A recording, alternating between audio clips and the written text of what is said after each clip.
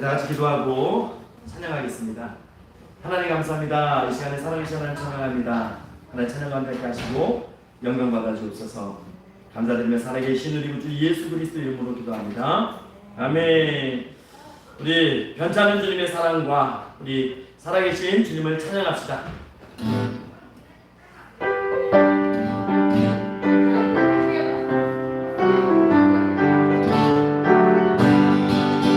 변찮은 주님의 사랑 선한 보혈의 공로를 우리가 찬양을 주님을 만나볼 때까지 예수를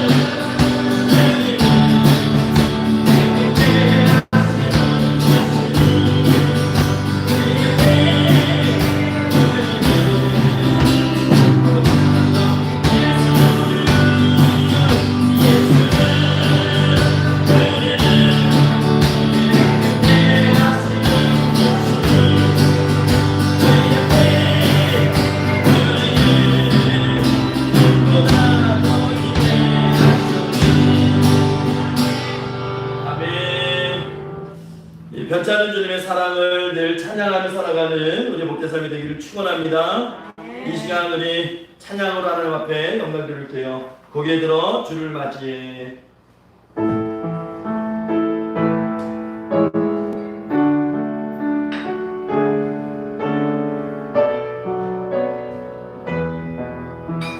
고개 들어.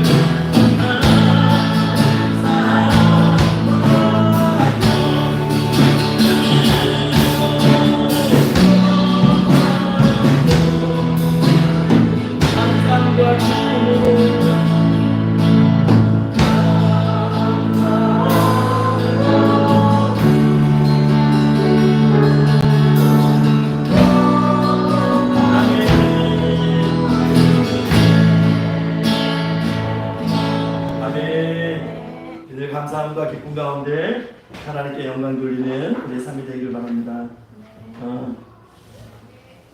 우리 찬양하시고 후들도 찬양하시고 다 같이 이 예배를 위해서 기도할게요. 주의 이름 부르고 손손 기도하실 때에 오늘도 예배하실 하나님의 그 은혜가 우리 예배하는 모든 사람들의 심령에, 특히 우리 예배하는 여러분들의 심령을 가득 채우기를 여러분 소망하시며 기도하시기 바랍니다. 꽃들도 찬양하겠습니다.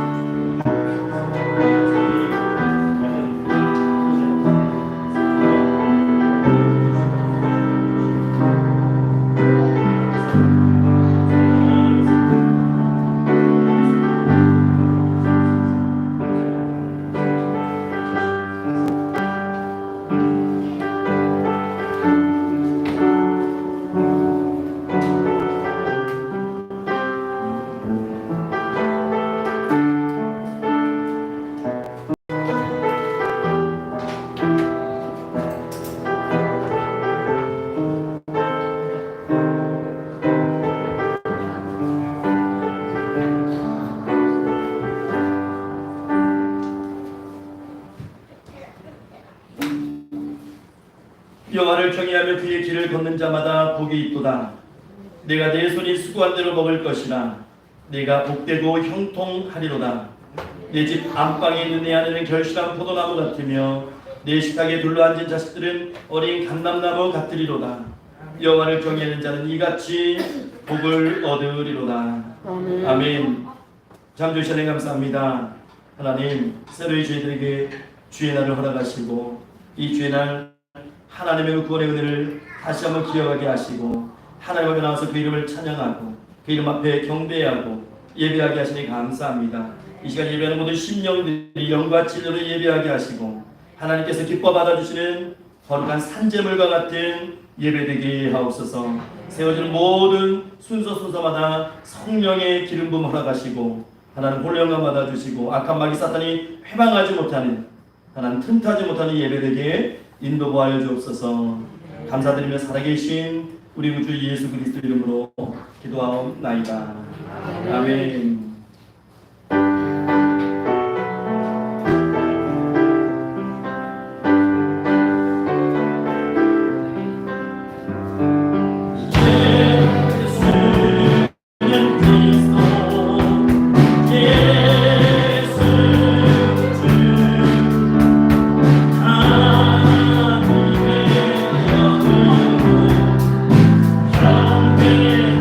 진실하신 주님 이름 앞에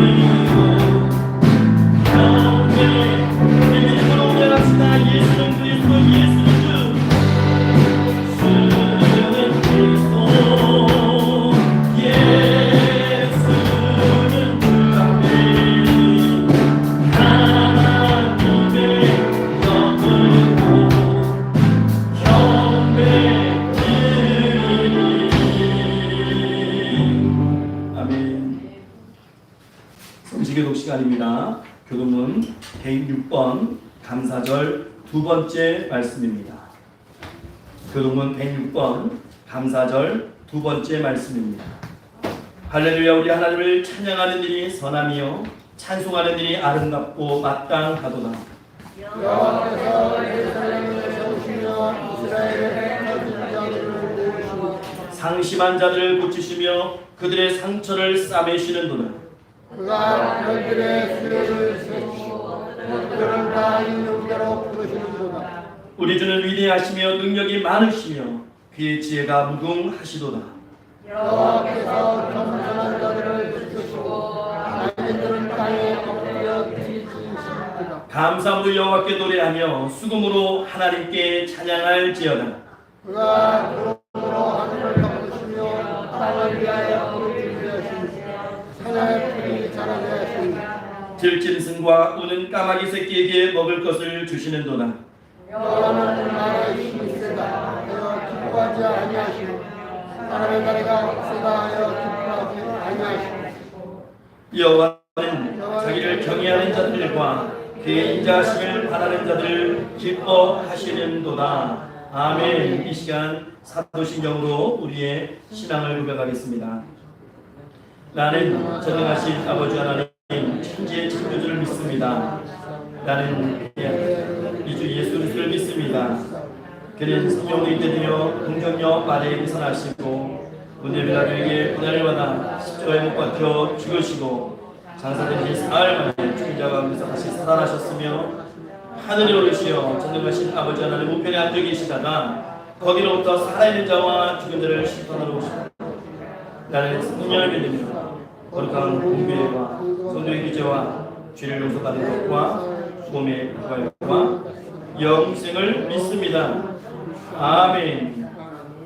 다 자리에 앉으셔서 찬송가 429장 우리 찬송하신 후에 예배를 위해서 원종필 집사님 대표로 기도해 주시겠습니다.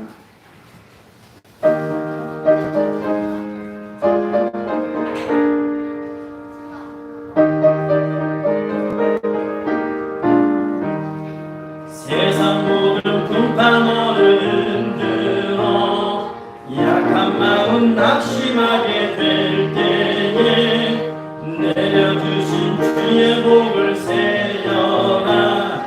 주의 크신 복을 내가 알리라. 받은 복을 세어 보아라. 크신 복을 내가 알리라. 받은 복을 세어 보아라. 주의 크신 복을 내가 알리라. 세상 근심 걱정 너를 누르고 십자가를 등에 지고 나갈 때 주가 내게 주신 복을 세어라. 두려움 없이 항상 찬송하리라매. 받은 복을 세어 보아라. 주신 복을 내가 알리라. 받은 복을 세어 보아라. 주의 크신 복을 내가 알리라. 세상 권세 너의 앞길 막을 때 주만 믿고 낙심하지 말아라. 천사들이 널 보호하리니 염려 없이만 보고 나가라. 받은 복을 세어 보아라. 크신 복을 내가 알리라. 받은 복을 세어 보아라. 주의 크신 복을 내가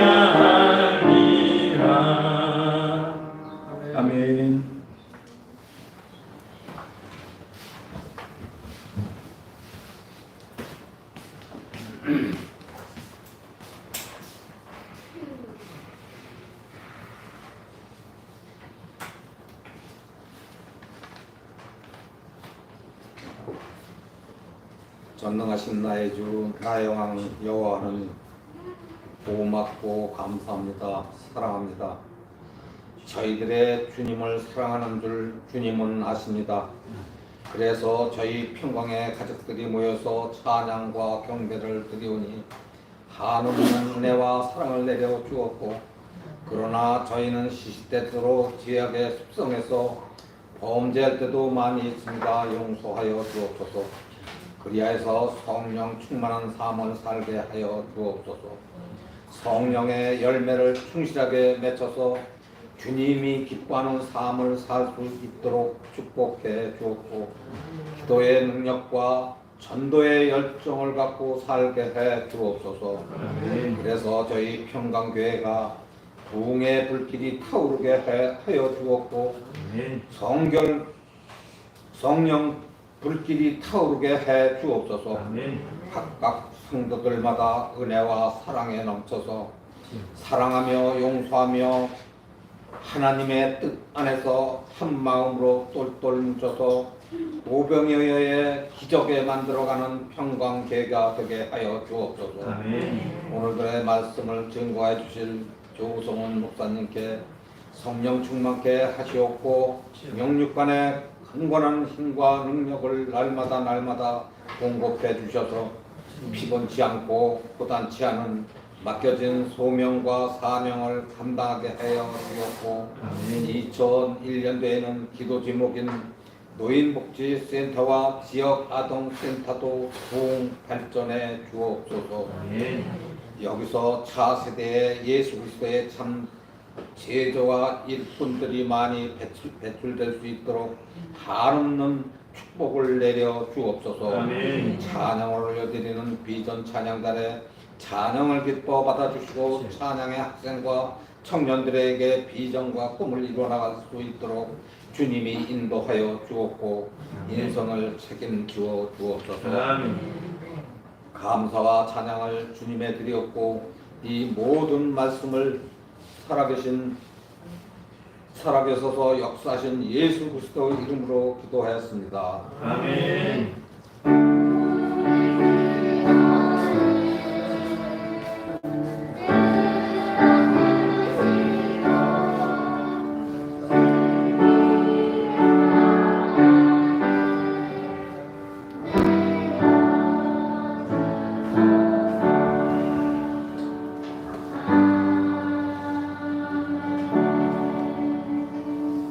오늘 말씀은 요한계시록 2장 말씀입니다.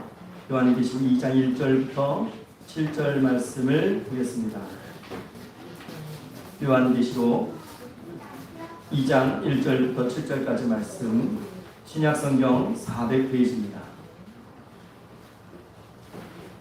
요한계시록 2장 1절부터 7절까지 말씀을 저희가 보겠습니다. 신약성경 400페이지입니다.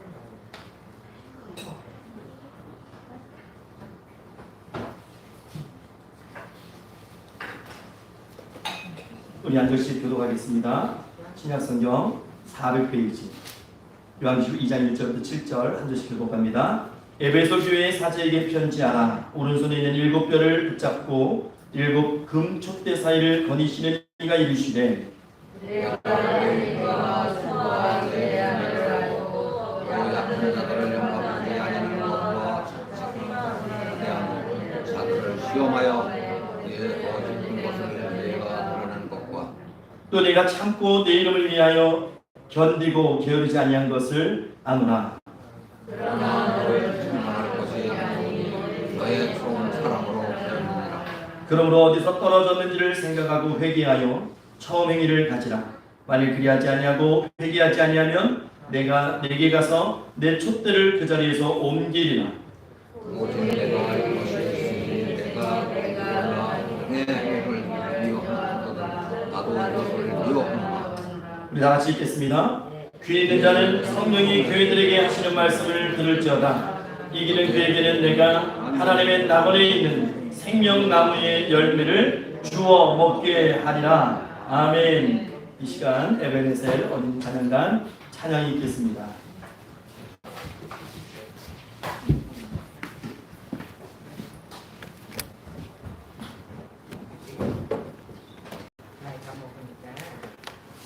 아멘.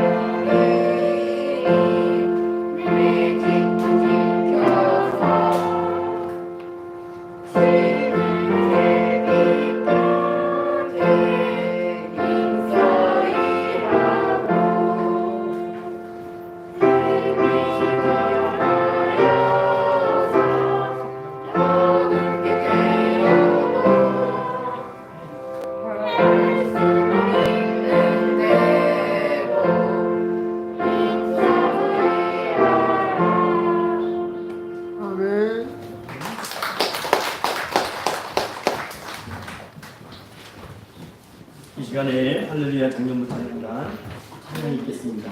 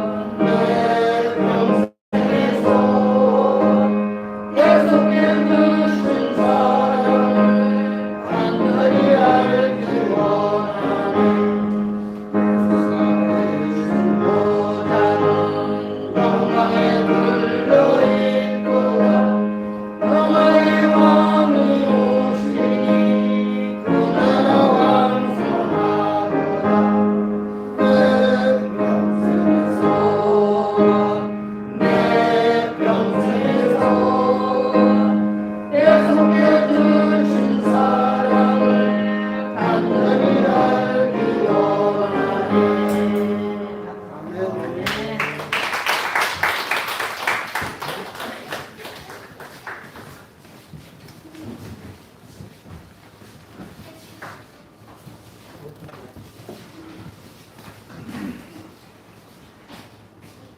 다 같이 기도하겠습니다.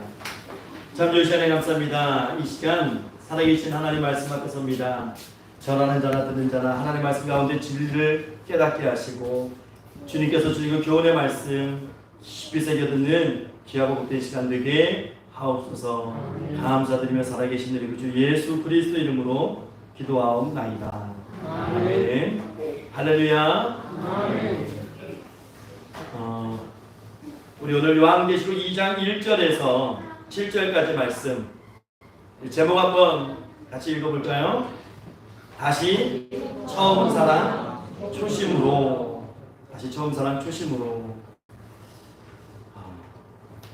여러분, 많은 사람들이 새 것, 처음 것을 상당히 좋아합니다. 그래서 요즘 신제품 나오면 줄 서서 기다리죠. 특정 상품, 이렇게 무슨 폰 같은 거 나오면 막 줄 서서 기다리고, 그 다음에 뭐 무슨 커피숍, 무슨 이게 뭐 컵 같은 거 나오고 막 이렇게 나오면, 텀블러 나오면 그 줄 서서 기다리고, 예. 왜 그럴까 생각하면 편하니까, 좋으니까, 또 신상이니까. 제 아는 동기 목사가요 그런 친구 있어요. 하여간 폰이 새로 나왔다 그러면 무조건 사야 돼요. 예. 특히 S사 거.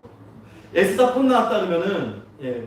제가 알기로는 그 나온다는 얘기 나올 때부터 사모님한테 쪼르기 시작해요. 나 그거 사주라, 생일 선물로 사주라.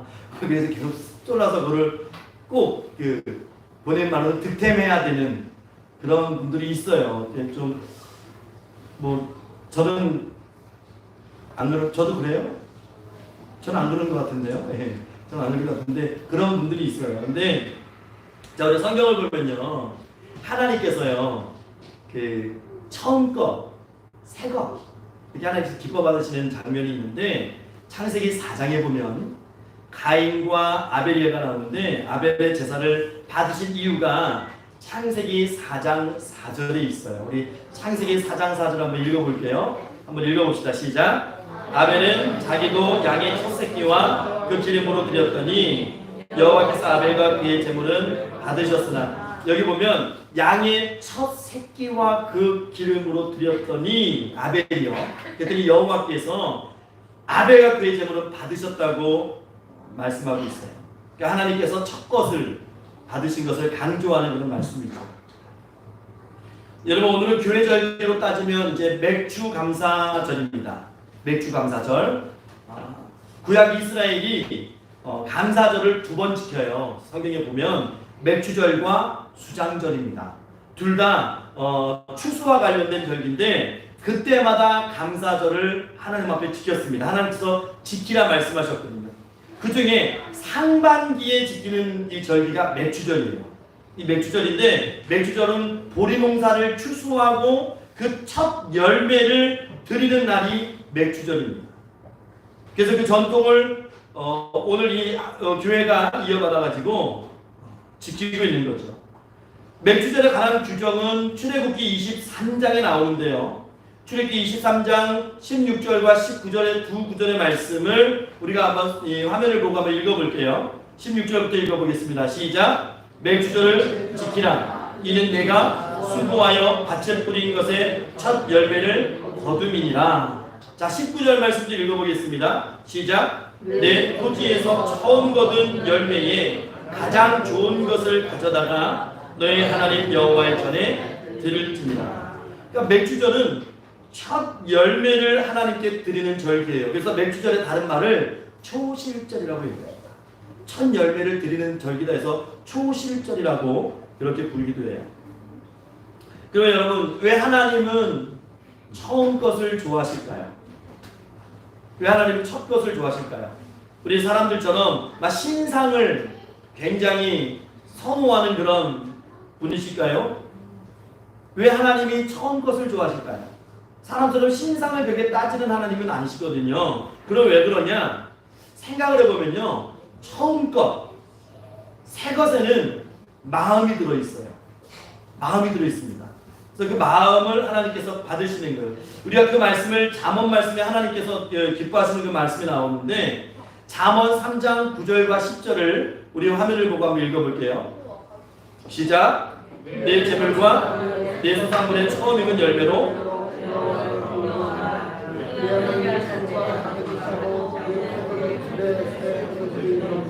아멘. 오늘 9절 말씀, 잠언 3장 9절 말씀에는 내 재물과 내 소산물의 처음 익은 열매로 여호와를 공경하라고 되어 있어요. 그러니까 첫 열매에는 하나님을 공경하는 마음이 있는 거예요. 그래서 하나님 그것을 기뻐 받으십니다. 그리고 그 마음을 드린 사람에게 하나님이 엄청난 축복을 주시는 거죠. 여러분, 우리가 살아가면서 우리도 마찬가지지 않아요? 처음 것에는 굉장히 마음이 있어요. 첫 아이, 그렇죠? 마음이 굉장히 있죠.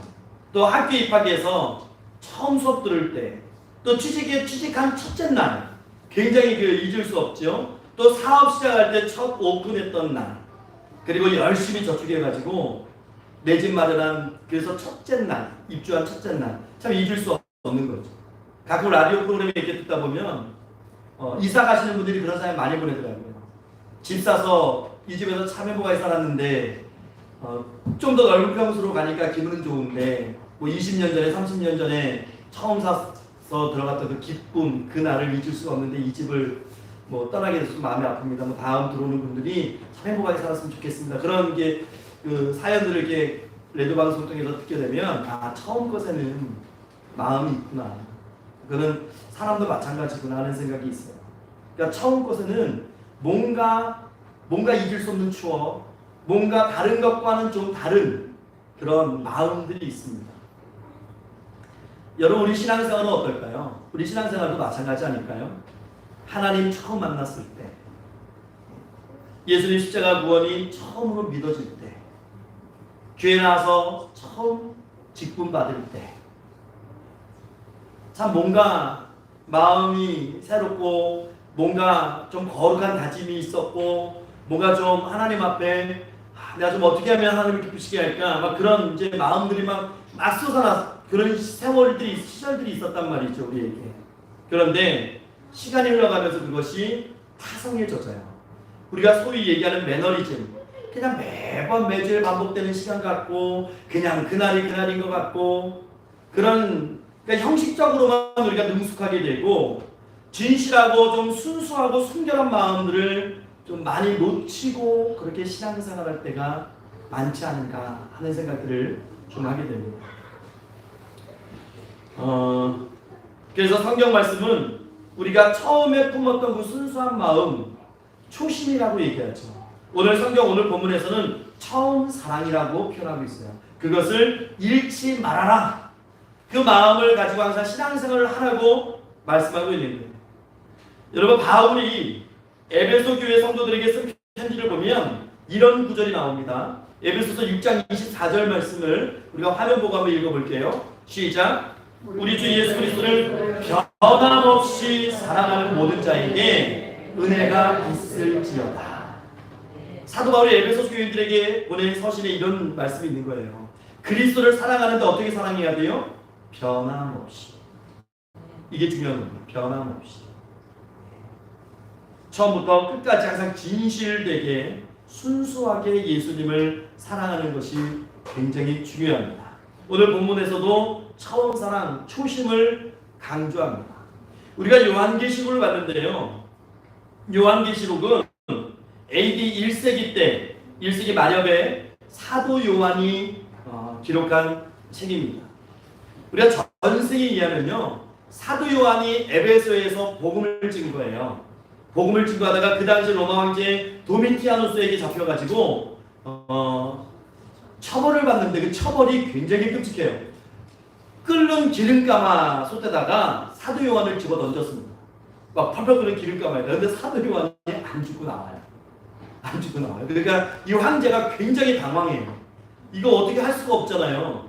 우선 다니엘의 구약 성경에 나오는 것처럼 막 펄펄 끓는 가마솥에다가 사도 요한을 집어 던졌는데 사도 요한이 안 죽고 나와요. 그러니까 이 도미티아누스가 이거 굉장히 당황해하면서 사도 요한을 유배 보냅니다. 그게 반모섬으로 유배 가는 거예요. 근데 반모섬에서 사도 요한이 기도하다가 환상을 보게 됐죠. 그래서 그 환상을 기록한 것이 요한계시록입니다. 그 중에 2장, 3장에 보게 되면 그 당시에 소아시아 교회, 지금의 터키 지역인데 그 당시에 존재했던 소아시아 교회에게, 7교회에게 보내는 편지가 기록된 거예요. 이게 굉장히 중요한데, 이 당시 이제 존재했던 교회들이 있지만 이 시대에도 우리에게 이 샘플로 제시되는 그런 귀한 말씀들이 있죠. 그래서 오늘 이 시대의 교회들이 이 요한계시록 2장과 3장에 나와 있는 7교회, 소아시아 7교회에게 보내는 이 편지를 통해서 각 교회, 우리 교회의 공동체의 신앙을 점검해 볼 수가 있는 것입니다. 그 중에는 칭찬의 말씀도 있고 책망의 말씀도 있는데 우리는 책망의 말씀에 좀 더 귀를 기울여야 됩니다. 왜냐하면 그래야 올바른 신앙을 정립하는 데에 우리가 큰 도움을 얻을 수 있습니다. 그 중에 오늘 본문은 우리가 2장 1절에서 7절까지 말씀을 읽었는데 첫 번째 교회였던 에베소 교회에 주신 말씀입니다. 우리 1절 말씀, 성경 1절을 보고 한번 읽어볼게요. 1절 말씀 시작. 에베소 교회의 사자에게 편지하라. 오른손에 있는 7뼈를 붙잡고 7금 촛대 사이를 거니시는 이가 이르시되. 여기 7뼈는 영적 지도자를 의미하는 것이고 7금 촛대는 7교회입니다. 그러니까 예수님은 교회의 머리로 이 지도자들을 통해서 다스리시는 거예요. 이 당시 에베소 교회가 어떤 교회냐? 이 소아시아의 대표적인 항구 도시입니다. 그러니까 예전에 항구 도시는 무역의 그 현장이잖아요.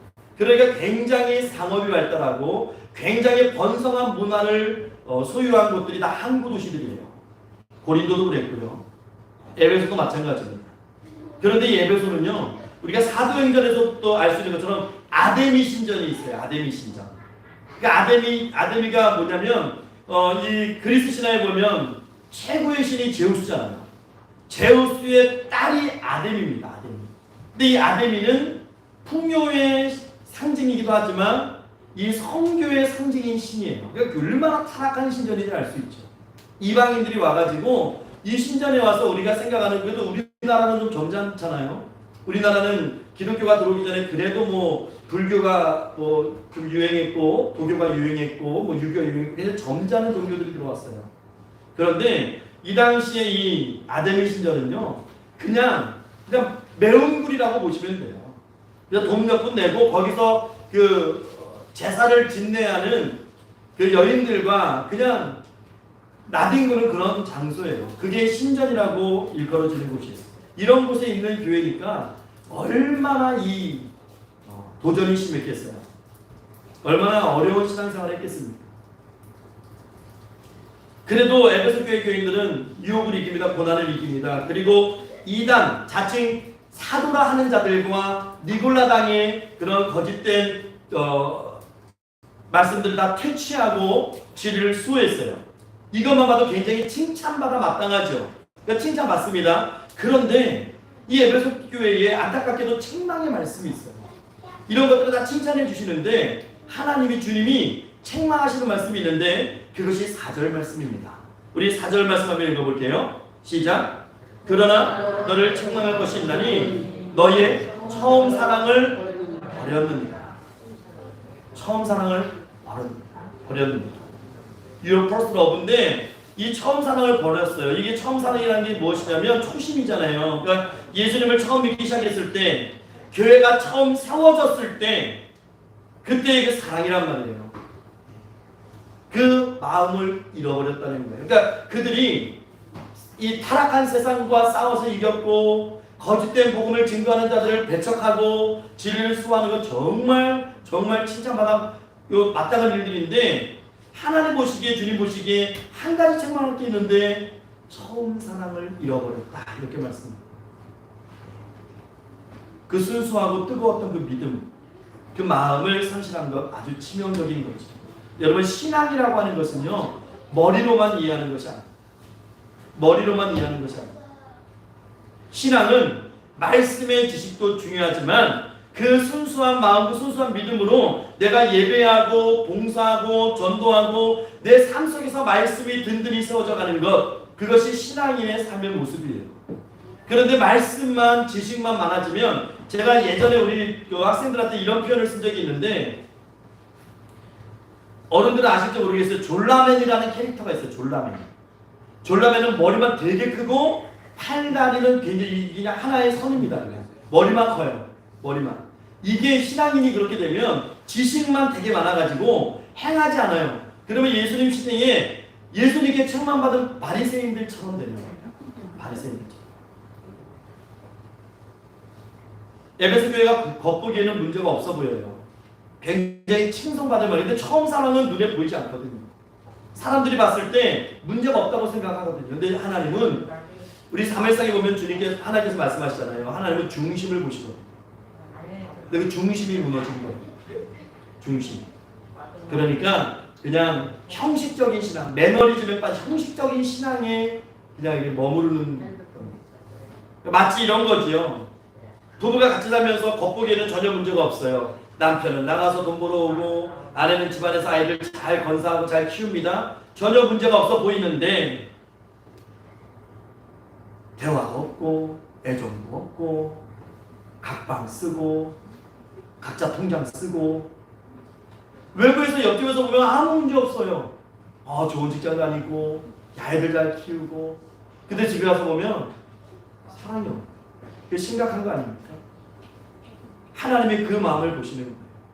겉으로 보기에는 아무 문제 예배가 잘 세워지고 있고 교회 이름으로 예수의 이름으로 선교도 잘하고 또 선행도 베풀고 하는데 문제는 그들의 중심 속에 주님을 사랑하는 마음이 무너져 내린 거예요.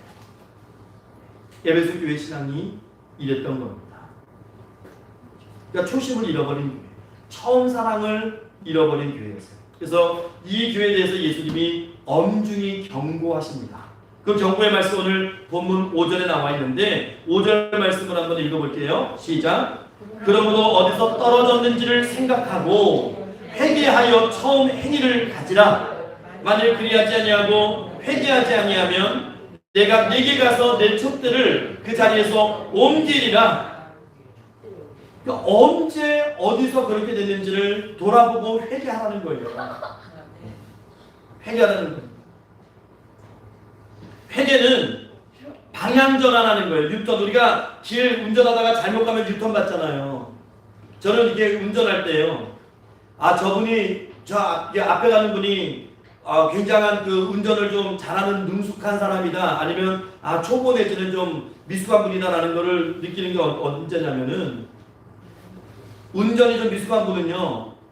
좌회전 차선에 끼어들 그 타이밍이 늦었음에도 불구하고 어떻게든 끼려고 해요. 그러니까 뒷차가 어쩌든 저쩌든 그냥 무조건 이게 앞부터 막 들이대고 예. 근데 운전이 좀 능숙하신 분들은 그거 놓치고 나면 다음 가서 뭐 유턴을 받든 피턴을 받든 다시 그 길을 찾아가죠.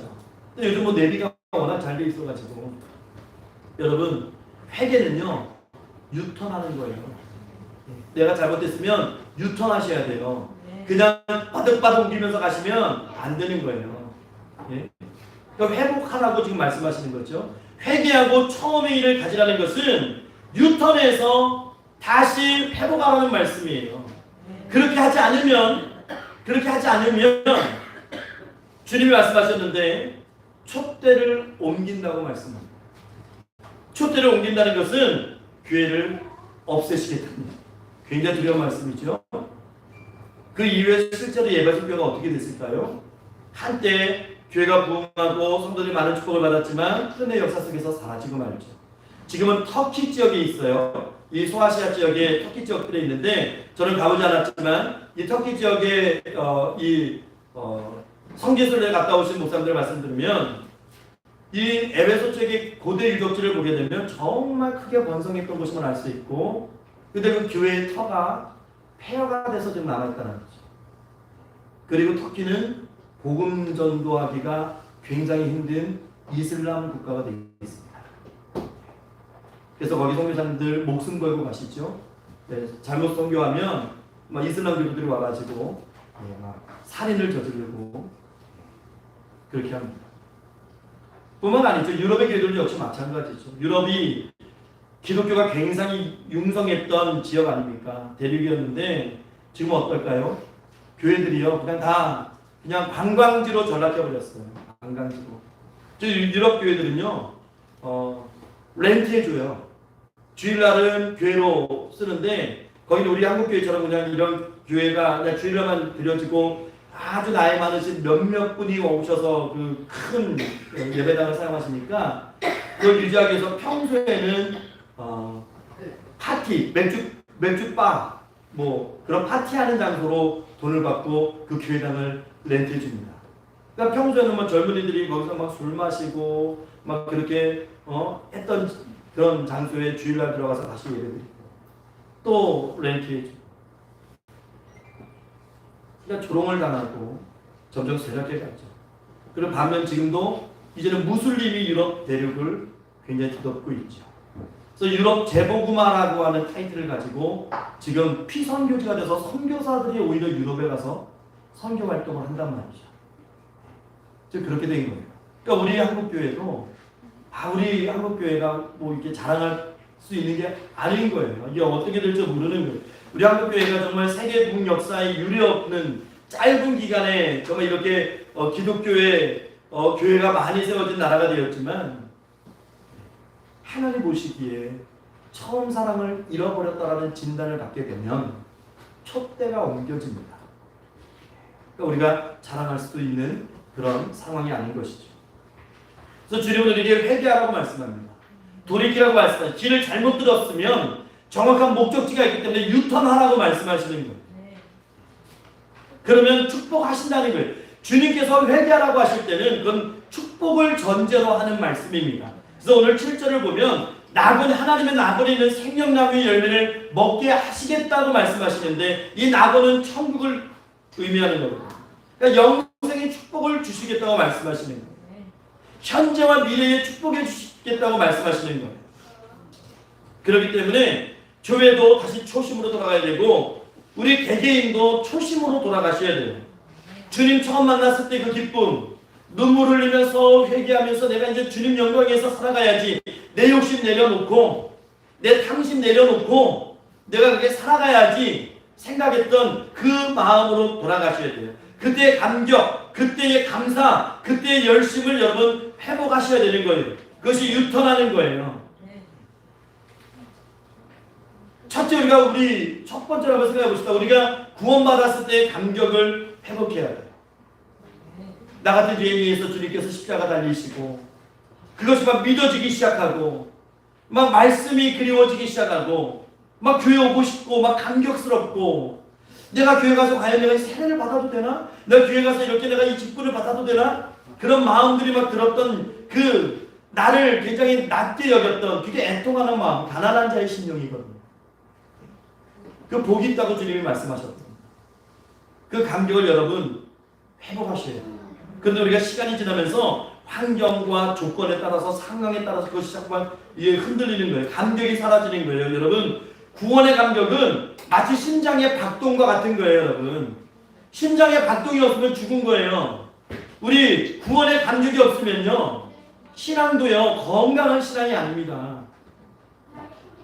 주변에 어떤 조건에 의해서 이 기복신앙처럼 막 뜨거워졌다가 내려갔다가 뜨거워졌다가 이거 안 되거든요. 사도 바울 보십시오. 여러분 빌립보서 4장 4절에 사도 바울이 빌립보 교인들에게 뭐라고 얘기해요? 주 안에서 항상 기뻐하라. 내가 다시 말하노니 기뻐하라. 근데 사도 바울이 빌립보서를 쓸 그 당시에 환경은요. 사도 바울이 기뻐하라고 말할 수 있는 상황이 아니에요. 빌립보서는 옥중서신입니다. 사도 바울이 옥에 갇혀가지고 감옥에 갇혀가지고 쓴 이 편지란 말이에요. 그런데 그가 던지는 메시지는 기뻐하라. 항상 주 안에서 기뻐하라. 우리가 언제 기뻐할 수 있습니까? 주 안에서 구원의 감격이 유지될 때 그때 기뻐할 수 있습니다. 여러분 우리가 굉장히 중요한 겁니다. 여러분 이런 감격을 누리시고 이 기쁨을 누리시기 바랍니다. 그리고 두 번째가 은혜 받았을 때의 감사를 여러분 회복하셔야 돼요. 우리가 신앙생활하면서 이제 구원의 감격 속에서 예수 그리스도의 십자가의 사건이 믿어지기 시작하고 이제 우리가 신앙생활할 때 어느 날 불현듯 찬양을 통해서 말씀을 통해서 기도 응답을 통해서 하나님의 은혜가 내 삶 속에 훅 들어올 때가 있단 말이에요. 갑자기 눈물이 나기 시작하고 갑자기 감사하기 시작하고 찬양이 내 삶을 막 움직이기 시작하고 내가 손해를 보고 내가 사람들은 미련하다고 손가락질하는 그런 상황이 있을지라도 막 기쁨이 넘치고 막 그게 은혜거든요. 뭐 은혜가 내 삶을 막 지배하기 시작한단 말이에요. 그때의 감사를 여러분 회복하셔야 돼요. 그때 감사를 회복하셔야 돼요. 그런데 우리는 어떻게 돼요? 많은 경우 우리가 은혜를 받으면 받을수록 이걸 세상적인 관점에서 다시 한번 얘기한다면 우리가 오히려 부유해지면 부유해질수록 우리는 어떻게 돼요? 교만해집니다. 바빠서 또 그 부유함을 누리기 위해서 하나님을 멀리합니다. 그런 경우 참 많죠. 하나님 이것 해결해 주세요. 하나님 이건 내 인생에서 이거 하나님 은혜 베풀어 주세요. 그렇게 기도 많이 하고 했는데 그것이 이루어지고 나면 어떻게 해요? 마치 신앙생활이 끝난 것처럼 나는 이제 모든 걸 받은 것처럼 하나님을 더 이상 찾지 않습니다. 그 은혜를 찬양하지 않습니다. 그냥 당연하다고 생각하는 거예요. 당연하다. 하나님의 은혜로 누리는 것이 아니고 내가 잘해서 좋은 사람 만나서 좋은 환경 속에서 운이 좋았어. 운이 좋았어. 그러면서 하나님의 은혜를 굉장히 낮게 평가하기 시작하는 거죠. 여러분 하워드 대학교 발달심리학과 하워드 가드너 교수가 이런 얘기를 했는데요. 참 동감합니다. 불행한 사람은 가지지 않은 것을 사랑하고 행복한 사람은 가진 것을 사랑한다. 그런 거 늘 불행하다고 생각하는 사람은 비교하면서 나는 이거 없어, 나는 이거 못해, 나는 왜 이런 거야 비교하면서 살아가죠. 그래서 가지지 못한 것들을 끊임없이 소망하고 그러면서 비교하면서 자기 자신을 자기 인생을 굉장히 좀 불행하다라고 느끼는. 여러분 우리는 늘 감사해야 됩니다. 우리가 누린 것이 적든 많든 다 하나님이 주신 거라고 생각하면 여러분 감사할 것밖에 없습니다. 예. 우리가 그냥 빈몸으로 왔잖아요. 이 세상에. 예. 빈몸으로 와서 적든 많든 하나님이 누리게 하셨으면 그냥 감사하면 되는 거예요. 그럴 때 우리가 하나님 앞에 그 은혜를 찬양하고 행복하게 지낼 수 있는 거죠. 하나님을 만난 사람의 특징, 중요한 특징이 바로 이거거든요. 여러분 화면을 보고 시편 116편 12절의 고백을 한번 우리 한번 같이 읽어볼게요. 시작. 내게 주신 모든 은혜를 내가 여호와께 무엇으로 보답할까? 여러분 이 마음 가지고 살아가시면 돼요. 내가 좀 가진 게 남들하고 비교하면 나는 남들은 뭐 50평대 아파트 사는데 남들은 뭐 10억대 자산을 가지고 살아가는데 남들은 자녀가 이렇게 다들 잘 되는데 남들은 참 강건하게 살아가고 해서 여러분 그거 비교하다 보면요 끝없는 나락으로 계속해서 가는 거예요. 만족이 어디 있겠어요 여러분. 제가 청년 때 용산 쪽에서 용산 그 원효대교 밑에서 잠깐 근무를 한 적이 있었는데 그 옆에 원효대교 그 용산전자상가 쪽 가다 보면 삼구 빌딩이 있어요. 삼구 빌딩. 거기에 삼구 쇼핑이 예전에 굉장히 유명했거든요. 그 삼구 쇼핑 사장이요. 뛰어내려가지고 그냥 바닥에 그냥 탁 깨져가지고 자살했다는 거죠. 사업의 부진, 뭐의 부진. 남들이 보면 그 의리의리한 빌딩의 소유자고 그 회사의 소유자인데 뭐가 아쉬워서. 끝없이 비교하고 자책하고 나는 이거 왜 안 되라고 불평하고 불만하면요 그 마음에 쉼이 없어요. 예, 여러분 그렇게 하시면 안 되고요. 오늘 시편 116편 12절 말씀처럼 내게 주신 모든 은혜를 감사하시면 돼요. 예, 그리고 한 가지만 생각하세요. 내가 여호와께 무엇으로 보답할까? 이것을 생각하는 사람은요 내가 가진 누리는 모든 것이 하나님이 주신 은혜라는 것을 생각하는 사람. 그러니까 내가 이것을 가지고 하나님께 어떻게 보답할까?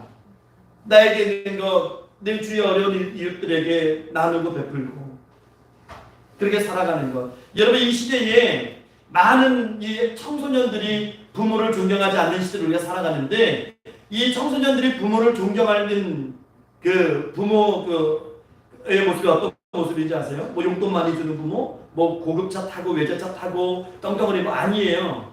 청소년들이 가장 존경하는 부모는요, 봉사하는 부모예요. 봉사. 그래서 주말에 자녀들하고 같이 가서 봉사하고 굉장히 자랑스러워하는 거예요. 하나님이 주신 건강 가지고 하나님이 주신 재물을 가지고 정말 나의 삶뿐만이 아니고 이제는 이웃을 위해서 여러분 하나님이 주시는 축복의 특징이 있는데 그 축복은요, 제가 늘 말씀드리는데 하나님은 이렇게 이런 컵에 비유하자면 딱 이게 계량 비껏 딱 해놓고 거기까지만 축복해 줄게, 이게 하나님의 축복이 아니에요.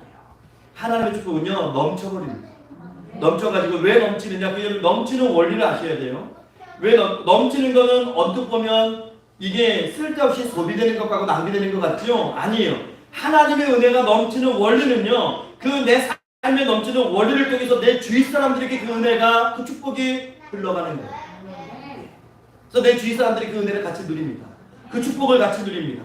그래서 여러분, 우리가 소망해야 될 것은 뭐냐면, 하나님, 축복이 나에게서 멈추는 것이 아니고 내가 축복의 파이프라인이 돼서 통로가 돼가지고 내 주위에 있는 사람들에게 하나님의 은혜와 축복이 넘치게 하옵소서. 여러분 기도하셔야 돼요. 그러면 내 주위 사람들, 내 주위에 있는 이웃들, 내 주위에 가까운 사람들에게 복음이 전파되고 그들에게 내가 받은 은혜가 전달되기 시작합니다.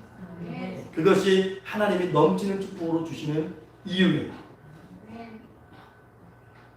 사도 바울도 우리에게 권면합니다. 데살로니가서 5장 18절 말씀 우리 화면을 보고 한번 읽어볼까요? 시작. 범사에 감사하라. 이것이 그리스도 예수 안에서 너희를 향하신 하나님의 뜻이니라. 여러분, 범사에 감사하라는 것은 심지어 고난의 때조차도 감사하라는 거예요. 이 고난의 뒷면에는 하나님의 어떤 축복이 있을지 몰라요. 이 시련의 뒷면에는 하나님의 어떤 은혜가 있을지 몰라요. 근데 이게 어떻게 가능할까요? 이것이 가능하면 하나밖에 없어요. 주신 분이 하나님이라는 걸 인정하는 거. 그거 아니면 이런 감사가 나오잖아요. 여러분, 손양원 목사님이라고 혹시 아세요? 예전 우리 주일학교 때 우리 그 친구들이, 지금 청년된 친구들이 연극을 했던 그런 내용이기도 한데, 손양원 목사님이라는 분이 계셔요. 이분의 별명이 사랑의 원자탄입니다.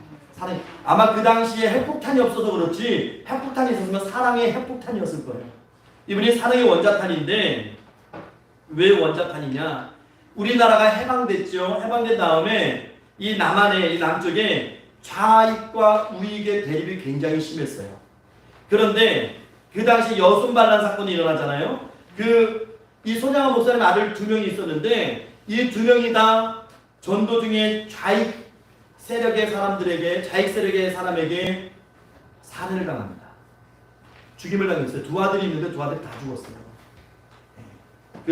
이 좌파의 사람들에게. 그런데 이 손 목사님이 어떻게 하냐면 자기 아들을 죽인 사람을 양자로 받아들여요. 양자로. 그리고 내가 너를 용서한다라는 거예요. 훗날에 양자로 들어온 사람이 회개하고 목사가 됩니다. 회개하고 이 이념을 이 이념이 굉장히 무서운 거잖아요. 이 이념을 다 버리고 목사가 돼. 그럴 정도로 사랑해요. 자기 아들을 죽인 사람이에요. 공산당 그 진영에 있는 사람인데, 근데 이분이 지금 여수 애양원 손양원 목사님 순교기념관에 보면 그 당시 손양원 목사님이 자기 아들이 죽고 나서 하나님 앞에 감사원금을 드린 봉투가 있대요. 여러분, 그게 감사할 일입니까? 그렇잖아요. 자기 아들이 전도하다가 죽었다고 그래요. 전도하다가 2 아들이 전도하다가 그랬으면 우리는 어떻게 해요? 하나님 이럴 수 있어요? 이 아들이요, 무식한 아들들이 아니에요. 미국 유학을 준비하던 아들들이에요. 이 해방되고 난 다음에 얼마나 이 똑똑한 사람들입니까? 근데 이 2 아들이 한 사람의 손에 죽어요. 이게 얼마나 탄식하고 막 정말 죄를 뒤집어 쓰고 하나님이 있어 없어 막 그렇게 탄식해야 되는데, 이 손양원 목사님은 오히려 감사원금을 써가지고, 아들이 죽은 것에 대한 감사원금을 써서 감사원금을 드렸는데, 그 봉투가 지금 여수 애양원 손양원 목사님 순교기념관에 있는데, 그 당시에 액수가 얼마냐면 10,000원이에요. 10,000원. 그 당시에 해방되고 나서 10,000원. 그 당시 한 달 사례비가 손양원 목사님이 80원을 받았답니다. 80원. 80원. 근데 10,000원을 헌금을 드리는 거예요. 작정하고. 그러니까 이제 남은 인생의 모든 것 하나님께 드리겠다는 거예요. 살해 금액 120배가 넘는 금액을 감사하고. 근데 뭐가 그렇게 감사하냐? 그곳에 감사의 고백이 적혀 있대요. 제가 읽어드릴게요. 여러분 한번 들어보세요. 죄인, 나 같은 죄인의 혈통에서 순교자가 나왔으니 감사합니다. 예수 믿다 죽은 것도 감사한데 내 두 아들이 전도하다 죽었으니 감사합니다. 미국 유학 준비했는데 미국보다 더 좋은 천국으로 불러주시니 감사합니다. 원수를 아들 삼을 수 있는 사랑의 마음 주셔서 감사합니다. 감사의 기도 제목이 4개예요. 이 4개를 적어놓고 그 아들을 양자로 받아들입니다. 그 양자가요, 나중에는 이거 무슨 뭐 그렇게 오해도 하고 막 그러다가 나중에 그 사랑에 녹아든, 그래서 사랑의 원자탄이에요. 원자탄 딱 터지면 다 녹여버리잖아요. 예? 이 원자탄, 그래서 이 아들이요 복음을 받아들이고 신앙을 하고 목사가 됩니다. 이분이 목사가 돼서 얼마나 열심히 목회했겠어요. 얼마나 열심히 전도했겠어요. 전도하는 두 아들을 죽였는 그 자신이 죽인 장본인. 여러분, 우리가 손양원 목사님만 한 그런 감사는 없다가 할지라도 여러분 그 은혜를, 하나님 그 은혜를 잊지 않고 살아갈 수 있다면 여러분 감사의 마음을 상실하지 않을 수 있어요. 내 자녀들이 조금 공부 못해도 그래도 건강하게, 또 자녀 주신 것 너무나 감사합니다. 뷔페할 수 있는 집을 주셔서 감사하고, 내가 예배드릴 수 있는 곳이 있어서 감사하고, 내가 하나님의 이름을 부를 수 있는 이 시대의 사람으로 태어나서 감사하고, 내가 내 호주머니는 가볍지만 그래도 누군가를 위해서 내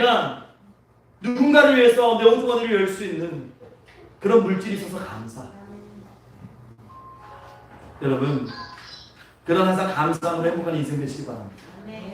그리고 마지막으로 우리가 무엇을 회복해야 되냐면, 여러분 사명의 열심을 회복해야 돼요. 처음 직분 받을 때 얼마나 감격합니까? 얼마나 감사합니까? 얼마나 순수하고 뜨겁습니까? 그런데 시간이 흘러가 보면 형식적인 것만 남고 껍데기만 남아요. 하나님이 이거 해주시면 내가 잘 믿을게요. 하나님 구원해 주셔서 감사합니다. 병 고쳐주셔서 감사합니다. 하나님 물질 축복 주셔서 감사합니다. 제기해 주셔서 감사합니다. 내가 평생 충성하고 헌신하겠습니다. 우리가 성원까지 해놓고 나서는 나중 가면 사명을 헌신자처럼 그냥 버려버려요. 언제 그랬냐는 식으로 다 그렇게 살아, 다 그렇게 사는 거야 라고 우리가 이렇게 생각하면서 살아가요. 여러분, 그러면 안 되는 것이죠. 사도 바울이 고백한 것이 있어요. 우리 사도행전 20장 24절 말씀 한번 읽어볼게요.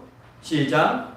내가 달려갈 길과 주 예수께 받은 사명 곧 하나님의 은혜의 복음을 증거하는 일을 마치려 하면은 나의 생명조차 조금도 귀한 것으로 여기지 아니하노라. 저는 사도행전 20장 24절 말씀 보면서요, 우리 이 시대를 살아가는 현대 크리스천들의 삶을 보게 됩니다. 우리가 전도하라 할 때는요, 이렇게 교회에서 얘기하는데 전도를 굉장히 부담스럽게 여기는 사람들이 많아요. 전도하래. 그런데 그 전도를 굉장히 기쁘게 하시는 분들이 있어요. 이 차이점이 어디서 나올까라고, 어디서 이게 달라질까라고 많은 생각을 했는데, 그게 사도행전 20장 24절에서 딱 발견이 되는 거예요. 사도 바울은요, 복음을요, 은혜의 복음이라고 얘기합니다. 그러니까 내가 받은 이 복음이 은혜로 느껴지는 사람은요, 목숨 거는 거예요. 이거 목숨 걸 수밖에 없는 거지요. 십자가의 은혜가, 예수님이 나를 위해서 죽으셨다는데 허물 많은 나를 위해서 죽었다는 그 복음이 은혜로 훅 들어오면요, 이거는 목숨 거는 거예요. 근데 이게 은혜로 느껴지지 않으면, 은혜가 아니면 그때부터 뭐가 되냐면 사역이 되는 거예요. 일처럼 느껴지는, 내가 이걸 해야 되는구나, 내가 이거 해야 되는데 이걸 해야 되는데 왜 안 되지? 여러분, 제가 오늘 그 화면에 한 분을 이렇게 사진을 담아왔는데요. 한번 틀어줄래요? 이분이 누구냐면 박운서 전 통상산업부 차관이에요. 2019년에 향년 80세의 나이로 별세하신 분인데, 이분이 이 통상산업부 차관의 자리에서 퇴임 후에 당시 공기업이었던 한국중공업, 지금으로 따지면 이제 두산중공업이에요. 거기 사장을 거쳤다가 이 돌아가신 구본무 LG그룹 회장의 요청으로 데이콤이라는 회사를 맡아요. 대표를 맡아요. 이 데이콤이 적자기업이었거든요. 이 적자기업에 가셔가지고 이분이 이거를 완전히 데이콤을 흑자로 바꾸는, 그래서 이분을 평가할 때요, 민간 기업으로 자리를 옮긴 공무원 중에 가장 성공한 사람으로 사례로 일컫는 게 바로 이 박운서 전 통상자원부 차관입니다. 근데 이분이 65세에 뭐 공직도 그렇고 뭐 개인적인 자리도 다 내려놓고 은퇴하고 시니어 선교사로 필리핀 선교사로 떠납니다. 떠나가지고 여기서 뭐 하냐면 외딴 섬으로 들어가요. 섬에 들어가가지고 원주민들하고 같이 살면서 그들에게 2.5모작 그 농사법을 전수하기 시작해요. 여러분, 이렇게 뭐 떵떵거릴 수 있는 분이 우리 한국에서 충분히 부와 명예를 누릴 수 있는 분이에요. 근데 뭐를 다 내려놓고 그냥 필리핀으로 들어갑니다. 들어가가지고 그들이 원주민들 못 살잖아요. 그러니까 2.5모작을 계속해서 이게 가르쳐주면서 그들에게 신앙 문제를 해결해주면서 전도를 해가지고 그가 들어간 섬에 14개의 교회가 생겨요. 14개의 교회를 14개를 세우고 80세 나이에 하나님의 부르심을 받고 그렇게 소천하십니다. 여러분, 저와 여러분들이 이분만한 열심은 없다 할지라도 하나님이 나에게 주신, 우리 마음속에 주신 이 복음의 은혜 복음을 가지고 내 이웃에게, 내 가족에게, 내 친한 사람들에게 정말 천국을 소개하고 복음 전파, 그렇게 열심히 사명 감당하면서 사시기를 바랍니다. 히브리서 3장 14절 말씀 한번 읽어볼게요. 히브리서 3장 14절 마지막으로 이 말씀 읽어보겠습니다. 시작. 우리가 시작할 때에 확신한 것을 끝까지 견고히 잡고 있으면 그리스도와 함께 참여한 자가 되리라. 아멘. 여러분, 우리가 신앙생활 시작할 때 잡았던 이 소망, 믿음, 그 복음 끝까지 여러분 잡고 계시면, 견고히 잡고 계시면 그리스도와 함께 천국의 기쁨에 참여하는 자가 됩니다. 여러분, 오늘은 맥주감사주일입니다. 맥주감사절은 첫 열매를 드리는 날이었습니다. 첫 열매는 첫 마음이고 초심입니다. 처음 사랑입니다. 여러분, 우리가 이 시간에 하나님 앞에 뭐 예물을 드릴 때 얼마가 됐든 상관이 없어요. 여러분 준비한 예물을 드릴 때 정말 그런 첫 사랑의 마음을 드렸으면 좋겠어요. 하나님께서 우리의 중심을 보신다고 말씀하셨습니다. 첫 마음을 정말 하나님 사랑하는 그 마음을 드렸으면 좋겠습니다. 하나님은 그 마음 받으시기를 원하시고 계시거든요.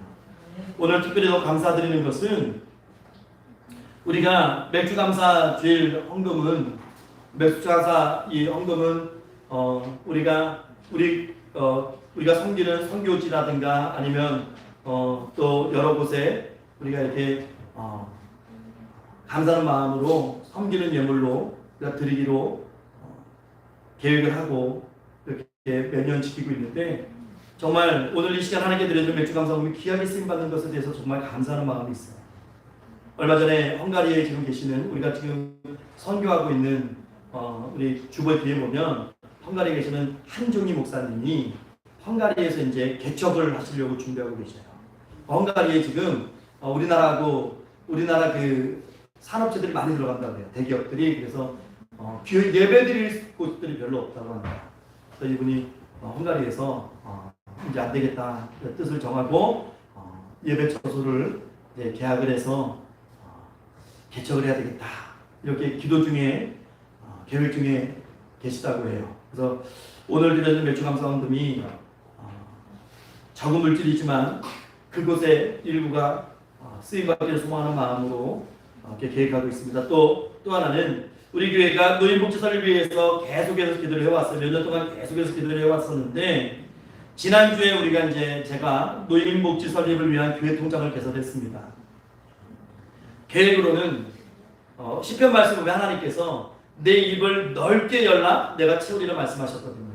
그래서 저는 소규모의 어떤 노인복지설을 생각하지 않습니다. 좀 규모 있는, 그래서 정말 늘 24시간 찬양이 흘러나오고 하나님의 말씀이 선포되고 마지막을 천국을 소망할 수 있는 귀한 곳, 좀 안식할 수 있는 곳, 그런 것을 기도하고 있는데, 그러려면 이 사람적인 인간적인 어떤 이런 산술에 의하면 수십억이 넘는 그런 재원이 필요하지만 그것은 하나님께서 주실 것이고 그 이루어 주실 것이고 그 첫 마중물과 같은 그런 헌금으로 오늘 드려지는 이 맥주 감사 헌금이 쓰여져야 되겠다, 이렇게 마음을 갖고 있어요.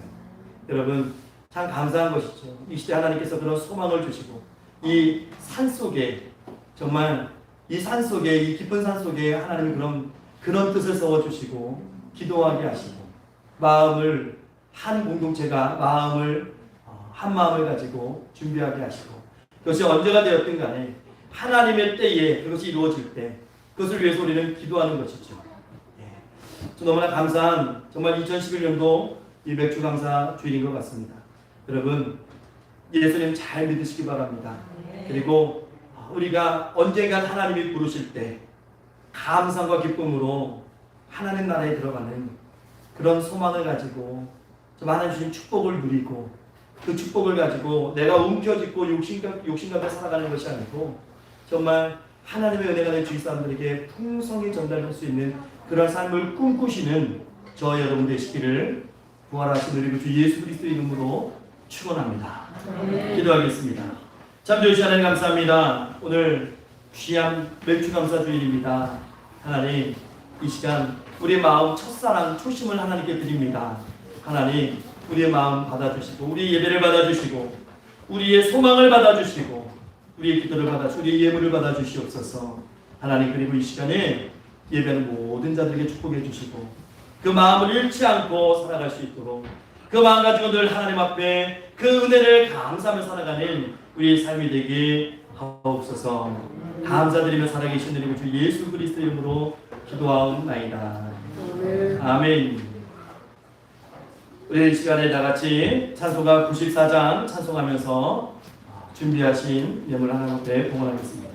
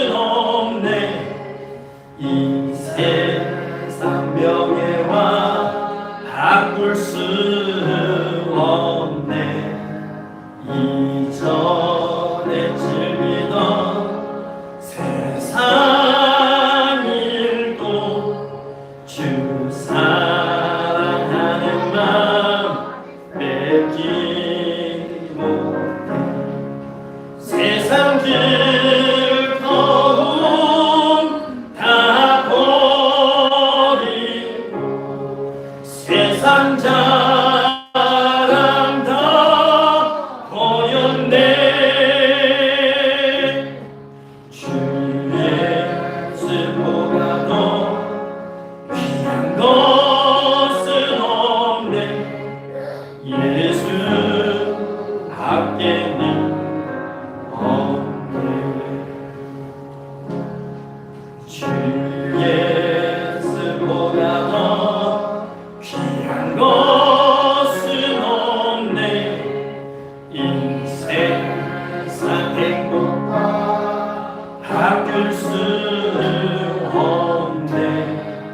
유혹과 핍박이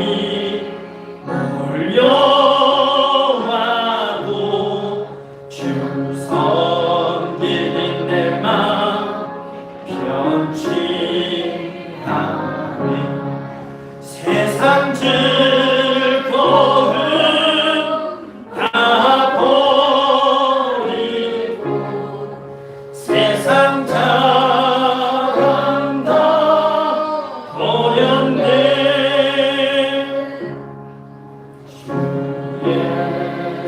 예수보다도 귀한 것은 없네. 예수 밖에는 없네.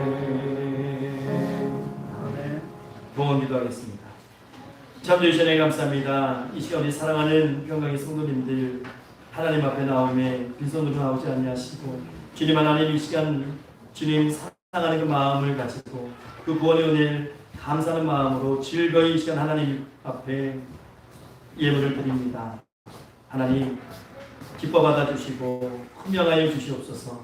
하나님 이 연복에 손댄 하나님의 성도의 삶을 기억하시고 그들의 삶 가운데 늘 하나님 축복하심과 은혜 내려주심이 충만케 하셔서 이 땅 살아갈 때에 하나님 물질 때문에 건강 때문에 시험에 들지 않게 하시고 베풀며 하나님을 증거하고 복음을 증거하는 복된 삶을 살아갈 수 있도록 하나님 축복하여 주시옵소서. 이 드려진 예물이 하나님 앞에 귀하게 쓰임받는 예물 되기를 원합니다. 하나님께서 원하시는 곳에 쓰임받는 예물 되기를 원합니다. 하나님 사용하여 주시옵소서. 열매 맺게 하여 주시옵소서. 하나님 기뻐하신 가운데 정말 살리는 역사만 있는 예물 되기 원하오니 하나님 채워주시고 함께 하시고 역사하여 주옵소서. 감사드리며 살아계신 우리 주 예수 이름으로 축복하며 기도하옵나이다. 아멘.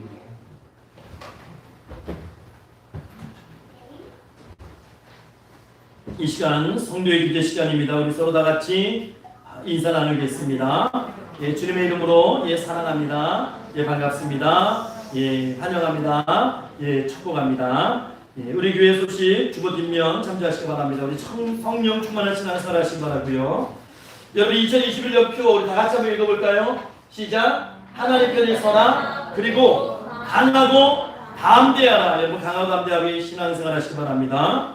하나님 중심 말씀 중심 교회 중심의 신앙생활 하시기 바라고요. 올해 교회 목표를 위해서 늘 기도하며 우리 교인들 되시길 바랍니다. 또 교회 비전 선포, 노인복지사 설립 다 함께 기도해 주시고요. 노인복지사 설립 헌금 계좌를 저희가 개설했습니다. 그래서 이것은 목적 헌금으로 정말 노인복지 설립을 위해서만 쓰임받는 예물로 사용하겠습니다. 우리 여기서 많은 주의 분들에게 동참해 주시기를 그냥 이것이 세상적인 그냥 노인복지설이 아니고 정말 이 말씀 안에서 제가 이거를 왜 뭐 짧은 시간 말씀드리자면 이것을 왜 계획을 하게 됐냐면 예전에 저희 교회 성도님 중에 한 분이 연로하셔서 저기 북내면에 계시는 그 시에노 병원에 입원하신 적이 있어요. 거기서 이제 돌아가실 때가 계셨는데 그 자녀분들이 이제 교회 출산하시면서 세례를 좀 부탁을 했습니다. 이 병 중에 있지만 세례를 부탁했는데 그래서 이제 지금 장로님하고 이제 같이 가서 세례를 집례하는데 요양보호사가 그러니까 요양보호사겠죠. 이 파란 가운 남자분인데 세례를 문답을 하고 세례를 하는데 그분은 좀 안티 크리스찬인 것 같아요. 안티 기독교인인 것 같은데 그분이 오더니 갑자기 병실에 있는 라디오를 뽕짝을 팍 크게 틀어버리는 거예요. 뽕짝을 정말 크게 틀어놓고 한번 딱 쳐다보고 나가버리시더라고요. 야, 이게 무슨 경우인가? 이게 무슨 경우인가? 그래서 참 그러면서 이제 진행을 했는데 나오면서 참 씁쓸했어요. 하나님, 참 이게 요양보호사 한 명에 의해서 이 거룩한 이 세례 현장이 이래도 되는 걸까요? 이거 누구한테 얘기를 해야 될까요? 하고 기도를 하는 중에 또 우리 임성균 집사님의 그 모친 되시는 고 김옥순 성도님께서 저기 여기는 샘물요양원이죠, 집사님? 샘물요양원에서 이제 돌아가셨는데 거기는 기독교 재단에서 운영하는 그런 이제 호스피스 병동이에요. 거기는 목사님들이 여러분이 상주하시면서 계속해서 말씀이 나가고요. 찬송이 나갑니다. 그 안에 예배당이 있어요. 그 다음에 신앙의 사람들이 와서 계속 봉사하고 헌신합니다.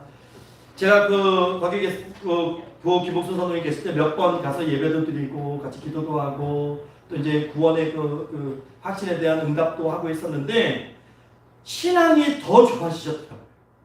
그래서 왜 그런가 봤더니 계속해서 말씀이 나오고 계속해서 찬송이 나옵니다. 아, 정말 이 시대에 이런 곳이 필요하겠구나.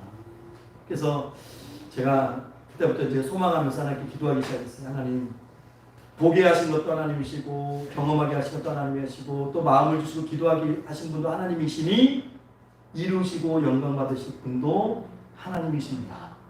예, 그리고 이제 저는 그만한 여건이 안 되니 하나님의 때에 하나님께서 베풀어 주셔서 하나님 그 마음을 잃지 않게 하옵소서. 그래서 그 기도만 하고 몇 년 동안 그 기도만 계속 해왔죠. 우리 주배만 올려놓고 그 기도만 계속하고 있는데 이제 준비를 해야 될 마음이 서서히 와요. 서서히 오고 이제 노인 복지에 대해서도 또 제도권을 벗어날 수 없기 때문에 그런 것들 준비해야 될 때가 오지 않았나. 그래서 하나님 마음을 주실 때는 여러분 움직이셔야 됩니다. 움직이셔야 돼요. 그래서 이 농협 계좌를 개설하고 이제 이 목적을 위해서 우리가 기도해야 되겠구나 하는 마음이 있어요. 여러분 계좌에 여러분 이 그런 동참을 해주시기 바랍니다. 그래서 이 계좌에 쌓여지는 이 헌금은 다른 목적으로 사용하지 않습니다. 이게 1년 됐던 10년 됐던 그 후에 하나님께서 주시는 때에 그 목적을 위해서만 쓰임 받는 예물이니까 여러분 그렇게 기억해 주시기 원하고요. 또 코로나19 사태가 빨리 안정될 수 있도록 기도해 주세요. 지금 뭐 델타 바이러스니 뭐 지금 이 확진자가 늘어나면서 또 좀 어수선합니다. 네, 여러분 기도해 주시고 또 6월입니다. 7월이 됐는데 이제 또 이 더운 날씨지만 전도라는 나라를 확장하는 능력이 7월 되시기 바라고요. 오늘 매주 감사드립니다. 감사합니다. 함께 영혼 들으시고 늦은 장마가 시작됐습니다. 서로 사랑으로 돌아보며 건강을 회복하시고 건강에서 기도해 주시기 바라고 또 특별히 한종기 집사님, 안치선 집사님, 장남 한사태 집사님 혈액암 완치 판정을 위해서 여러분 늘 기도해 주시고요. 만한 천혜팀 위해서 기도해 주시고 평강시험마장 함께 동참해 주시고요. 성경 읽기, 성경 쓰기, 성경 암송에 모두 참여하시고 여러분 말씀 안 보시고 기도 안 하시면 여러분 승리할 수 없습니다. 이 시대 가서 일주일에 한 번 교회 나와서 예배 드리시고 승리할 수가 없어요. 여러분 가정에서 늘 시간 정해서 말씀 보시고 기도하시고 찬양하시고 하나님의 이름을 높이시고 그분의 은혜를 고백하십시오. 그러면 하나님께서 승리하게 하십니다.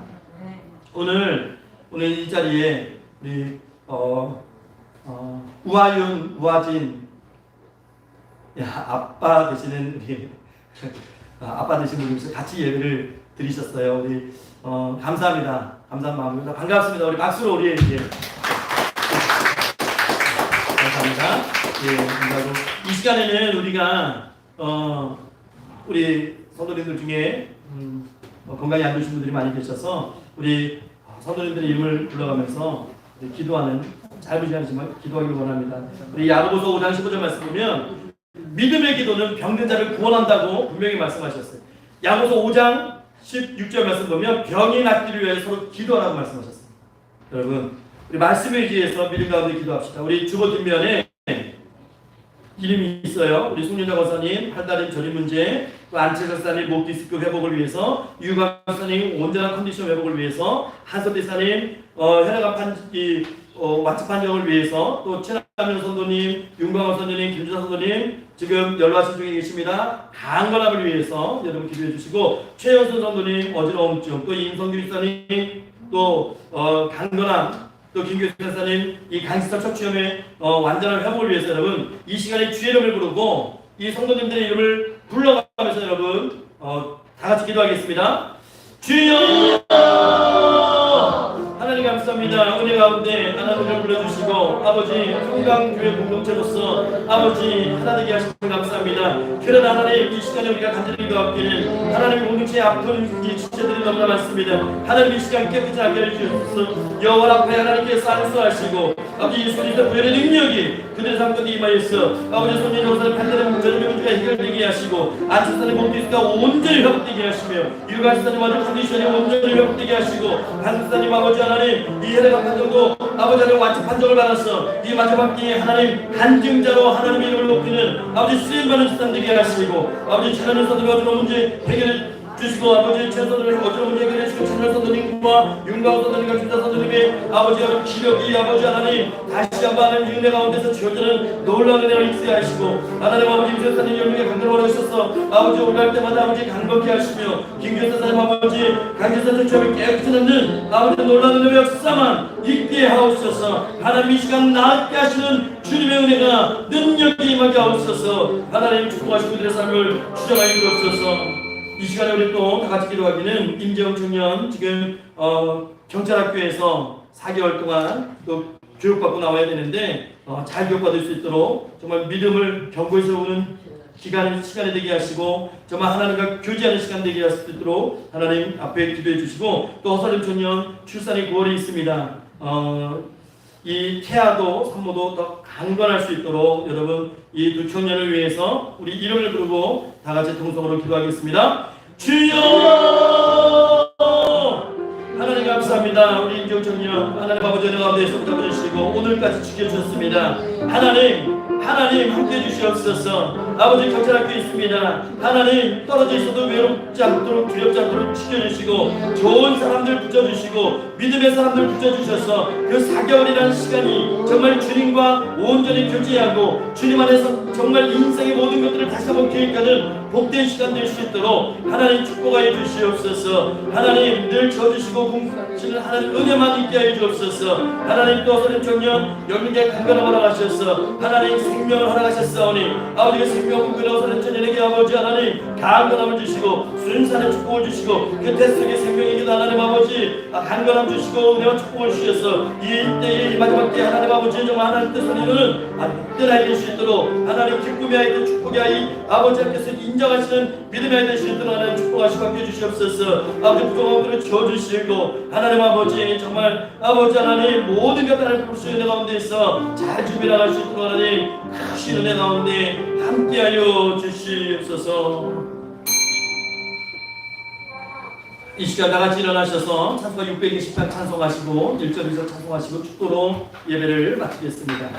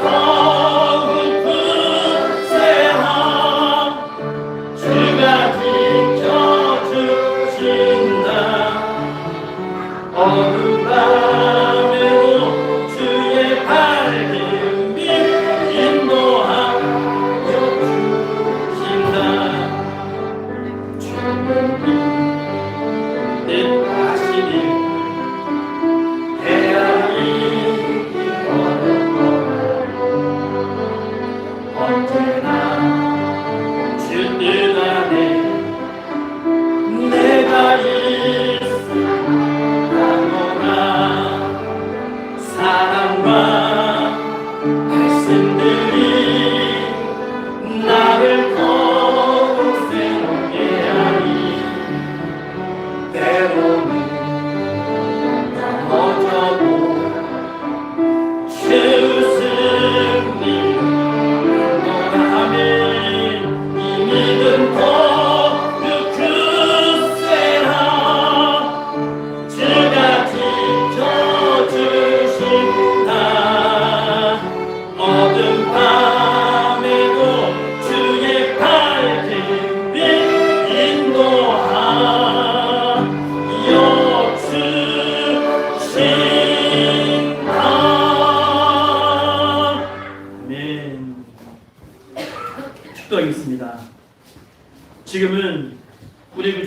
그리스도의 십자가의 은혜와 오늘도 지금도 살아 역사하시는 살아계신 하나님 아버지의 극신 사랑하심과 성령 하나님의 감화 감동하시고 교통 교제하시고 내주 충만 섭리 위로 충만하시니 주의 날 하나님 앞에 나와 겸손히 고개 숙이고 다시 처음 사랑을 회복하고 그 초심을 가지고 하나님을 뜨겁게 사랑하고 하나님 앞에 다시 한번 헌신하고 하나님의 은혜를 찬양하며 살아가기를 다시 한번 소망하는 고개 숙인 평강의 모든 성도들 머리 위에 또 이 시간 함께 예배하는 모든 심령들 위에 그리고 특별히 사랑하는 주일학교 머리 위에와 아이들 위에와 또 청년들 학생들 위에 그리고 이 교회 위에 이제로부터 영원 무궁토록 항상 함께 있을지어다.